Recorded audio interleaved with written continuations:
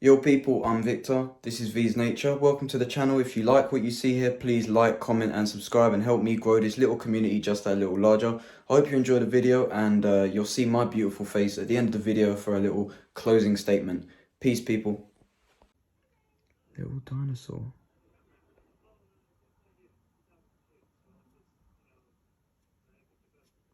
You know what that looks like? That looks like the Dimetrodon out of Walking with Monsters. Awesome. Hopefully she goes to her food soon and I get a video of that, because that there is my phone on top recording and giving us the light in the background there. Right guys, my leopard gecko more than well knows that there's food in her bowl right now. She's been coming in and out of her hide the whole time. I've been preparing her food and everything. I just cleaned the top glass of her enclosure so I could rest you on top of her enclosure. Try not to make too much of a disturbance, even though the light is a disturbance. Right now she's actually coming out of her hide. I would pick the phone up to show you, but I'm not going to do that. She's licking her eyes, as you know all geckos do, because they do not possess eyelids. Anyway, guys, so I'm going to let this roll for like quite a while. Spoke too loudly and I spooked her, I'm sorry. Right, guys, so as I said, I'm going to let this roll, leave this going for as long as it takes her to eat. Try and get a feeding clip of her and post this as soon as possible. As you can see, this is just mealworms of various sizes. I've pretty much only got babies, like small worms, or beetles, darkling beetles. So I'm feeding the darkling beetles as we speak to Lolly. Well, pretty much already finished that, doing this. And I'm going to feed a couple of tarantulas as well, but that's literally, I'm just going to chuck one of the small mealworms in there and probably call it a day.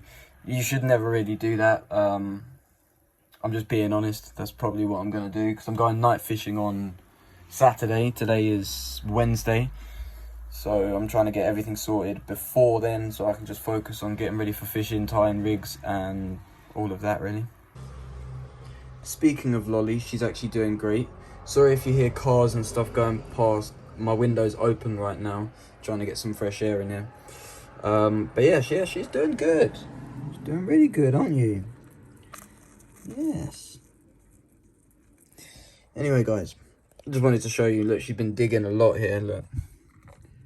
Under her swimming pool, I like to call it. I want to get her a bigger, I want it at least twice the size. I want her to actually, and deeper. Yeah, I'm going to try and figure something out soon for that. Ideally, I want it to be deep so she could go all the way to the bottom and rest at the bottom, which I think would be cool. I'd like to observe her doing. I made this little rock pile from 1, 2, 3, 4, 5 different rocks, and I collected each rock from a different lake, a different venue that I went fishing at, I should say. I've just decided to put it into Lolly's enclosure. Now, I don't know how long it's actually going to last standing. I reckon she's going to knock it over in a minute. But yeah, I thought it would be a cool feature. But if she knocks it over, I'll probably, which it will happen, but if she doesn't knock it over immediately, I'll leave it in there. If she knocks it over immediately, I'll take it right back out. But yeah, I thought it would be a cool little feature, I guess, for her enclosure. Another little feature. I was just about to feed my O species Blue, but I reckon, as you can see, she's got a very dark... Sorry, I thought I'd wait for all of those cars to go past. So, I'm just going to close the window. As you can see, she's got quite a dark coloration on the top of her abdomen. And she does have a blue tinge just underneath that, you see? If I focus and zoom into there, she does have like a bluish, purplish kind of tinge in a little line. I don't know if the camera is picking that up, but when I move the camera, she does have shines. She shines blue a little bit. Don't know if the camera's picking up. I was going to add moisture to the enclosure, but as you can also might be able to tell, it's pretty like damp in there. So I'm not actually gonna add any moisture. I'm just gonna leave her alone. I reckon she's gonna molt soon. Really soon by the look of it, actually. Probably one of my favorite species, and I can't wait for this girl to grow a little older. In a little line. I don't know if you can see that on camera.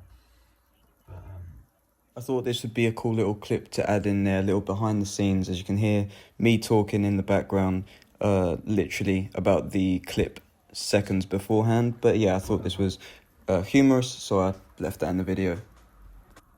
Also, look how cute Gracie is scurrying across the screen there. I don't know if the camera is picking that up, but when I move the camera, she does have shines. She shines blue a little bit. Don't know if that's the camera's picking up. I was going to add moisture to the enclosure, but as you can also might be able to... Here is my Petzl Terrier ornata. I'm trying to keep my voice down because she is very skittish. But again, she's got a very big, plump abdomen, and the coloration on her whole body really is very faded. And what that means, again, is she's entering pre-molt. If not, she's already in pre-molt. So yet again, I'm not gonna throw a prey item in here, but I thought I'd show her off a little bit because she is gorgeous, even though she is very far from her. When she, all tarantulas, when they're freshly molted, they look incredible. That's when the colors and the patterns, everything's the most vibrant. But yeah, as you can tell, this is a female. You can tell by the lines on the carapace.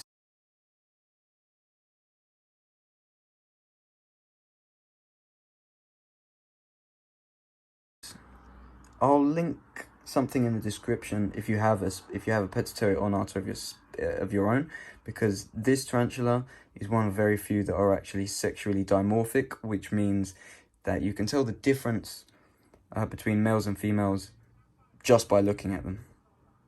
Like, you don't have to inspect a molt or something. Really quickly, I just want to mention how skittish she is. So I did just make her bolt a little bit, but they will always, well, not always, but typically Petzl Terrier and Poecilotheria species typically run around the perimeter of their enclosure and don't leave the boundaries, typically. This is the home of my P. muticus. As you can see, they are obligate burrowers. This girl is constantly rearranging her enclosure. I don't know if you can see her down there. Is she coming this way? Nah. Yeah, I don't know if I'll be able to get a shot of her. I am going to throw a prey item on some webbing up here, but I'm pretty sure I fed her the other day. I don't know if she ate or not. This is definitely the slowest species in my collection, and they're notorious for being an extremely slow species. Slow growing species, I should say, sorry. Anyway guys, when I say I'm just going to throw a prey item in, I put a prey item in. If I see the prey item still wriggling about the next day, or if I can get it out, then I will. If you can't get it out, I wouldn't worry about it too much, but don't keep throwing prey items in there. So let's say you throw one in there and you can't get it out.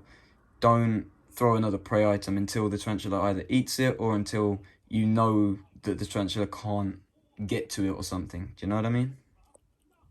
I hope you understand that. No. Okay. And it's buried itself under him, so I can't get it. Ugh.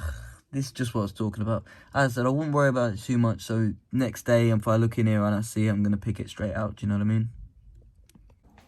Thanks for watching, guys. I hope you enjoyed the video. Please like, comment, and subscribe. Help me grow this little community just that little larger. Usually I'll put this at the start of the video, so then more people see it. But I've just finished editing the video, so I'm just going to slap this at the end as my little peace out. So yeah, I hope you enjoyed it. If you're still watching, please hit that sub button, because if you're watching, you obviously like me for some reason. I've got loads of content coming, movie content, video game content, mainly Red Dead, because that's what I play, and Battlefield, and Call of Duty, and zombie games and stuff. But yeah, man, please check out my other feeding clips and my other animal care, husbandry videos. There's loads more to come to this channel. This is just the beginning, people, so peace out. Thanks so much for 50 subscribers, by the way. I know I'm just like sneaking this in at the end of this video, so maybe most people won't even see that, but thanks so much. If we can get to 100 by the start of 2022, that will be sick, because I literally only started taking this channel like proper seriously maybe like